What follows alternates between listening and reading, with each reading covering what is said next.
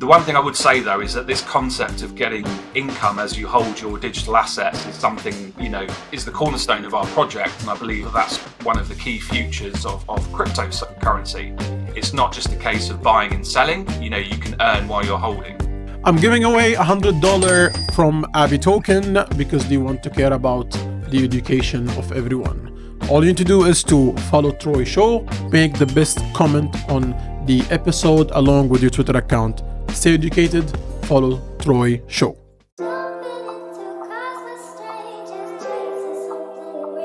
I feel like Mr. Boom. Yeah. Hey everyone, today we have a meme project, which now is becoming the new narrative, but we always try to find the people who are believing in what they're doing. Not the project they're just pumping by big celebrities or big leaders. Also normal people, they have the chance to build and become something in this cycle. The funny part, he's an Englishman and he's also doing it on BNB chain, where we see so many projects today are based mainly on Solana, especially in the meme sector. Let's not try to speak too much and we start. Adam, how you doing? I'm doing well, thanks, really good. So before we start, Adam, we like to know, I know we already were in so many groups for a long time, where we lose every time when we find these alphas. It's 99% we're the exit liquidity. But before that, I want to know who's Adam? Where are you from? How old are you? What you used to do before Web3, and then how you jumped to Web3 and what is HODL? Yeah, sure. So I'm Adam. I'm 41, based in the UK, around central region of England. My background has always been in building software businesses. I've never had like a traditional job. I've always built my own companies. I've done quite a bit of developing technology within the restaurant sector and the hospitality industry. Have built and sold companies. Our last business we sold to Michelin. So I've kind of had a good experience of building businesses from the ground up. The thing that happened is that, COVID came along as I was building up this restaurant technology business, and I had 15 staff at the time, but all the restaurants had to shut. So we kind of pivoted that into a charity, and we turned it into a service that was distributing meals to people across the UK. Really proud of what we did there. We distributed 500,000 restaurant-made meals to vulnerable people across the UK, which was great. Would like to have been able to continue to do it for longer. I did it for about a year and a half, and it cost me quite a bit of money personally. But it came to a point when I had to kind of decide, what's next. The restaurant industry kind of went through this period of shutdown. So I started dabbling in crypto. This was back in sort of early 2021, and came across HODL as an investor. And I love the kind of concept of getting paid to HODL, and supported the team, worked on the team, and have grown with the project to the point where now I head that up and I'm sort of working full time in crypto now. My question to you, since it's an old project, now I understand it wasn't BNB chain. Why didn't you, for example, follow the hype and let's say relaunch the project or on let's say Solana? What made you still stay on BNB chain? At its most basic, I really believe in the chain. It's an EVM, an Ethereum virtual machine, so it's basically using the same fundamentals as the Ethereum blockchain and all the technologies with that. However, because it uses a slightly different methodology to Ethereum, the fees are so much lower. So people are able to claim BNB rewards with us from as little as 6, 7, 8 cents on a claim, which is just incredible. To actually receive BNB rewards every week for such a tiny fee is revolutionary. So there's the fact that it's a huge chain backed up by the biggest exchange in the world, obviously a very cash-rich entity, but it's also incredible in terms of its performance as a network, and it has tiny fees.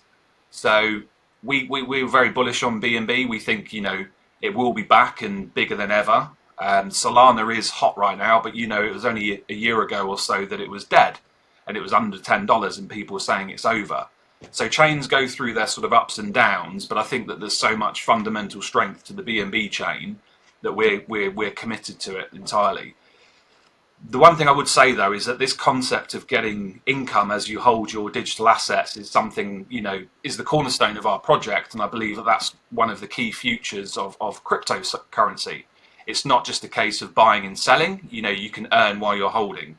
So in the future, we're going to be expanding onto more chains. Solana would be included in that, but there would also be other chains that we'd be looking at. And I think really that's the key is we're committed to the BNB chain and we believe in it, but in the future we want to be cross-chain and operating across as many chains as possible. That is true. I believe, but the only thing you have to see, this current cycle is a bit different than other cycles due to meme coins, cycles, etc. Now we're having almost every day newborn millionaires. All right, let's say someone woke up, was poor, he managed to buy Trump token, he can get up actually $1 million, right? Today the new one, Vine, if someone bought it as well, he got it. I mean, it's a bit different than any cycle. But what I like about you, you're a real CTO project. The stories here, a doxed guy, etc. The question is, did you find support from BNB chain? Like, did they make a group with you? Did they have a call with you? Are they supporting you? Because for me, you're a CTO project, doxed. You're not that young man where you had the opportunity to leave the chain and just go with other chains, right? And you're rewarding on BNB for the community. You're a genuine person, etc. Now my question is, did you find support from the BNB chain? Are you with them in a group? Are they following up with you? Or tell me more about that, please. I think that is a real big goal of ours. I think most people in our community have the dream that one day we'll list on Binance, No. I'm not talking about Binance. There is two big difference here. Yeah. I'm talking about only BNB chain. BNB chain has nothing to do with Binance. It's totally different companies. Yeah. I'm talking about the BNB chain from the BD teams, from the marketing teams, from all this. Do you have any interaction with them? Did they reach to you? Did you reach them? Yeah, we've reached out. We've applied for some of their programs, but unfortunately we haven't been able to get onto them yet. But no, it's definitely... Are you with them like in a group? No. Are they talking to you? No. They got you in a space? No, unfortunately not. So this is a message for the BNB chain team. There are great builders trying to do something. They are sticking to the chain. They love the chain over those years. Maybe we should give them as well a bit of time of your Twitter spaces or X spaces, or to allow them at least to share their experience with the other builders in the BNB chain. We need to give everyone a chance if they deserve it. So now tell me more about this rewarding, how it happens. Like, do I need to stake my HODL to take BNB, or how it goes? Because I think the best thing in BNB chain, you don't need to stake because the chain is cheap compared to other chains, right? Absolutely, yeah. So effectively, you're able to claim BNB rewards every 7 days simply by connecting to the D app on our website. How it works is every time there's a buy, sell and transfer of the token, 5% of those tokens gets held on the contract. And then we have a dynamic reward bot, which basically converts those tokens into BNB. It does it intelligently, which was one big change we made to the project versus V1.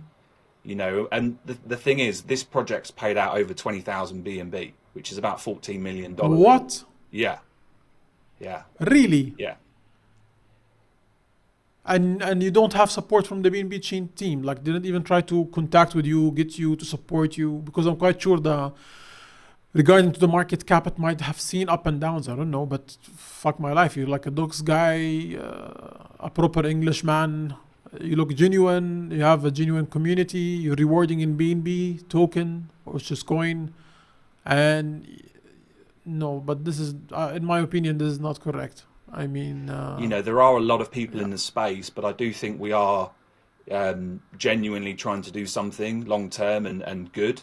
I really hope that we do get the opportunity to work with them, because it could be a very exciting journey. Definitely. are you in any centralized exchanges?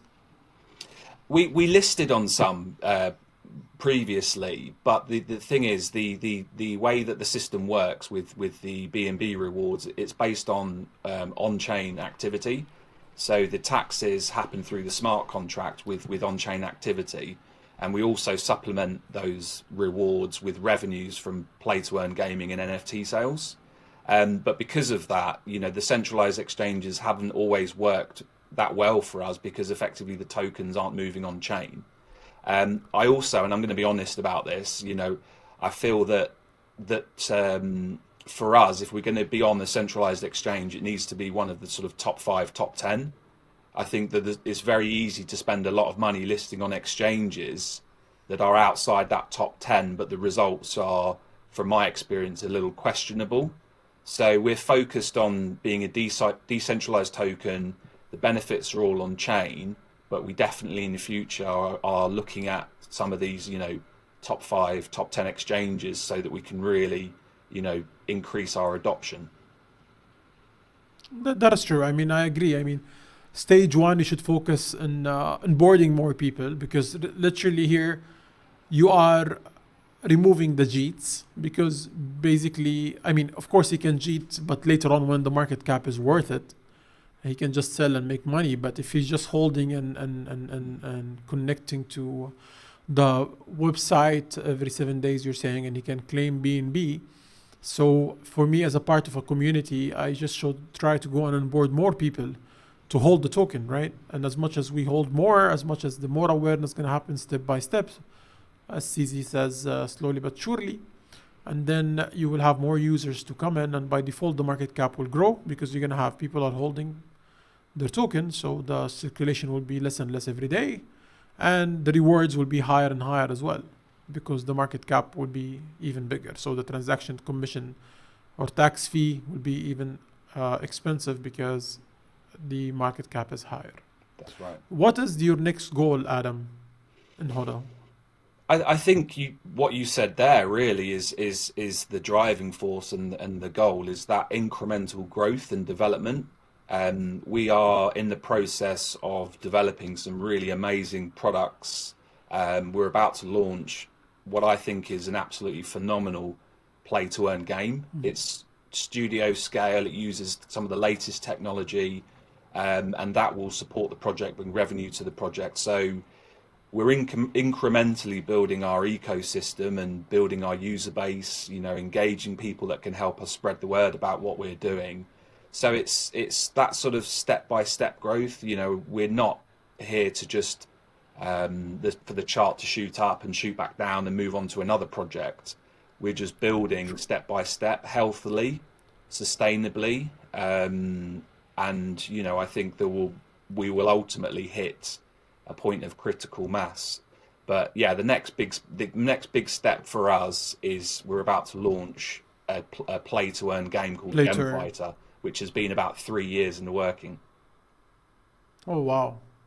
My question to you, how many actually on-chain users do you have, and how many active are they? Because you're talking about 2021, so I'm quite sure you have a lot of unique addresses already, but how the total unique addresses, how many of them are active, per your knowledge?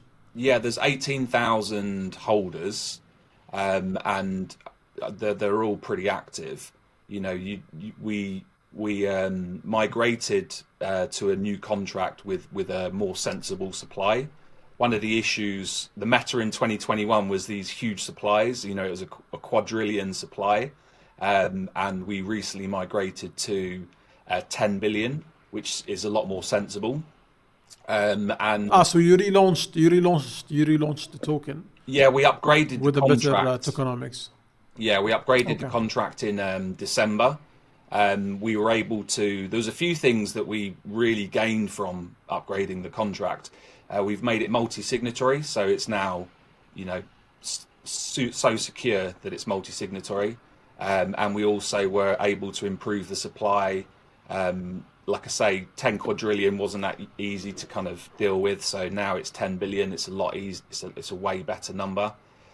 So we've been able to optimize it. And it's just those, one thing, I don't know if you've come across this a lot, but our contract is actually a proxy contract. And I've had a lot of thought about this, because it allows us to continually innovate.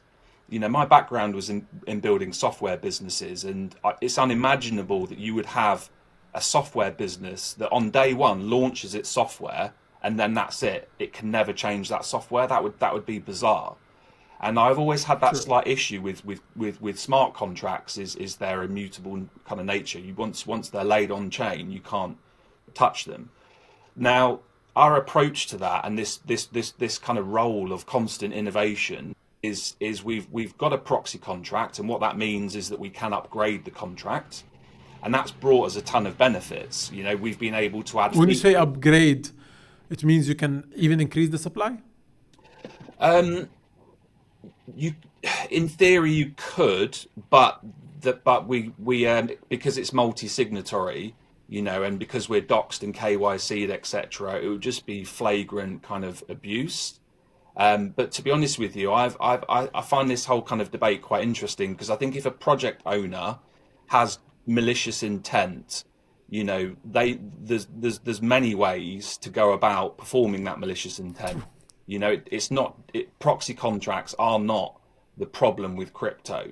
Human nature is the problem with crypto. I always say the same. I even had a word before with one of the big auditors. I'm telling them the problem is not how you do it. The problem is the intention of the people behind it. Exactly. You can always be the best person, but you show you that you're the best person by book, right? But you are the most evil person, right?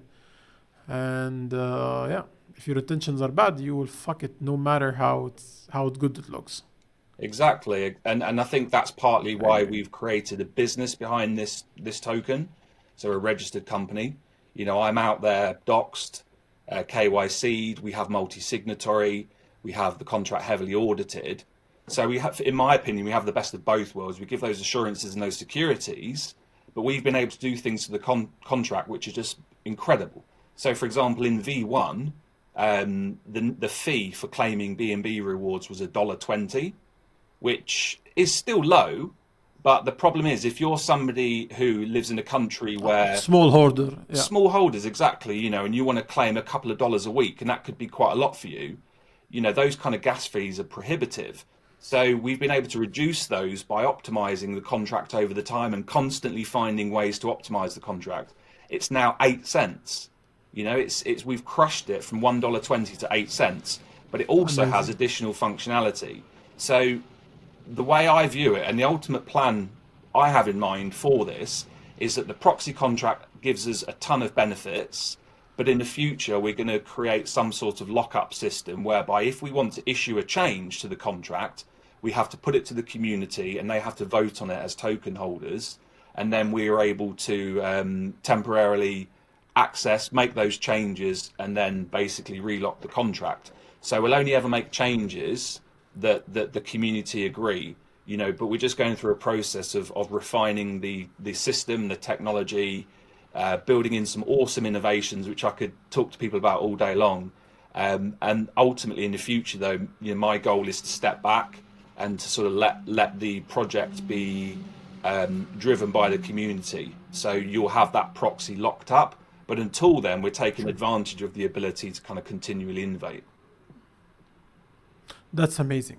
Guys, this is HODL project on BNB chain. You heard the story from the guy who was a part of the community, and now almost he's the one leading this community. I know him personally.